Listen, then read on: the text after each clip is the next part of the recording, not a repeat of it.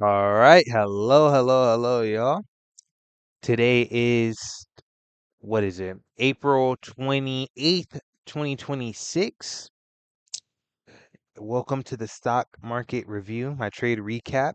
So today, I actually recorded at the start of this video. I'm gonna have, or after this, I'm gonna show some footage from this morning session because live, I didn't call this trade out, but there was a trade that I drew out and uh knew what was gonna happen, and I had a prediction, and I ended up hitting it. But sadly, I did not end up hitting the shorts because of the drawdown I have. I'm playing super safe, right? I'm ultra following my system, ultra following my rules. I've been doing a super good job. I'm finna just farm winning days now. I'm gonna just go for winning days, 150. I can get those pretty easily. I keep getting edged in these markets, so uh, my normal risk to reward ratio is just not working out as it normally does, and I haven't been getting the best trades, but I'm sure the market is gonna recover eventually. But let's get into it. So the first trade of this day at New York Open. This happened on the 1 minute chart at 8:30 today. So let me take y'all to this time. It was a inverse fair value gap. Now I'm finna put footage and cut away from this to show y'all, or I'm finna just show the footage over live while I'm talking over it. But this trade was not a high probability trade, right? Some people took this and respect to those who took it, but this was the idea behind it, right? Price opened up and came down, right? And the only way I would have taken longs up to here is if we took this objective, this sell side. Because, or we came in and took the sell side that was, if you go to the hourly chart, there is a new day opening gap, right?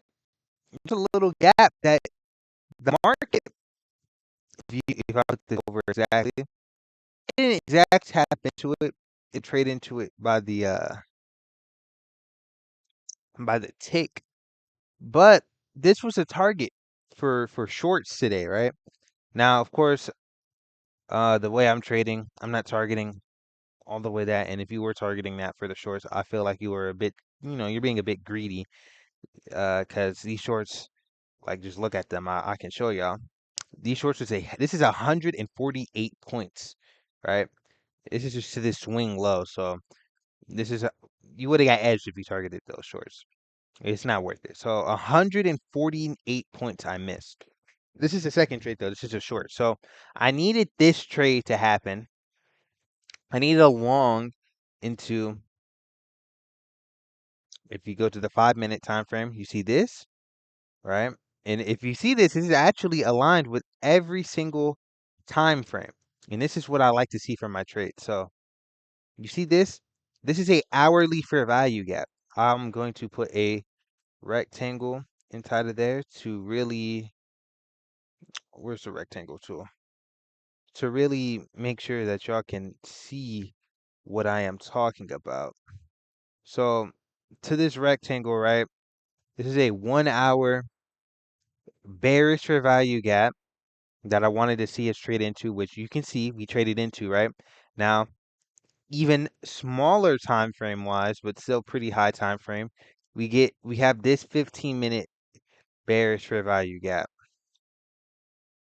that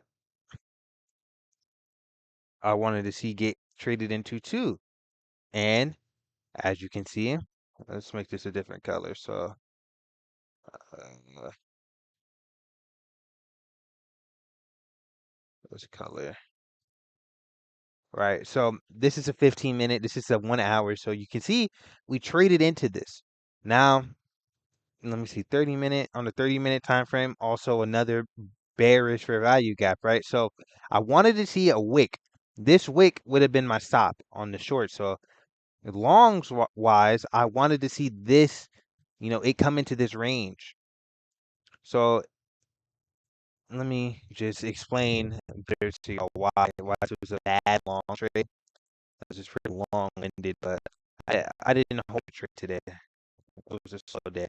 Holy shit, this is lagging bad. But basically, the narrative long, it had a lot of draws higher that made it make sense for us to go higher, right? But this stop here, as you can see, this stop I highlighted, this is a 15-minute, 30-minute, and 1 hour bearish fair value gap, all marked within this range for this stop. Now down here, the only thing protecting these longs, and this is really going to drive home this point to you, is a tiny ass 15-minute bullish fair value gap, right? Which is right a 30. This is not a 30-minute, not even a 1 hour fair value gap that's bullish, right? So we are using this. Just tell me, what do you think is a better trade, right? A long taken with this 15-minute as your protection, right? Into a unknown area. We don't know how far this is going to go up, right? This could realistically, we could short as soon as we tap into here, any anywhere within this range, we could dump immediately, right? Not a good trade. If you see on Instagram and stuff, you'll see a lot of mentors in the space saying this is a pattern trade, and I agree. I agree. This just has very weak context. Now, if you took this, do I think you're slow? No. I mean, you took your setup, you saw it, you just took the first setup you saw. Do I think this was a strong trade? No, not at all. But it doesn't matter. Now, this is a trade I actually took. Now, these shorts, there's two shorts, three shorts actually within here, right? So there's 30-second shorts. I'm not finna show that, but the 30-second shorts had the best R. But highest time frame inversion is how you want to trade inverse fair value gaps, right? You do not want to enter off the very lowest first inversion, because those are normally the easiest to fake, right? Unless you have a really strong conviction within this wick, like, if you were watching this and you're like, okay, we have three, four bearish gaps all overlining in price right here. So, it makes sense that we could wick here and the 30-second can hold. And if you entered off the 30-second, your entry would have been in this order block, right? And look, my this is hold on. How many points is this? This is a crazy risk to reward ratio. All right. If you entered right here, you would only have to risk 22 points for this is 90, right? Imagine if you targeted this swing low in this range is 160. This full swing, this is a 200 point move that you could have caught if you took the lowest time frame inversion, right? It's just not safe unless you have super strong convictions. But I did see somebody take this, and I think that they're crazy at trading, right? I waited for the 5 minute. So this is a trade I took.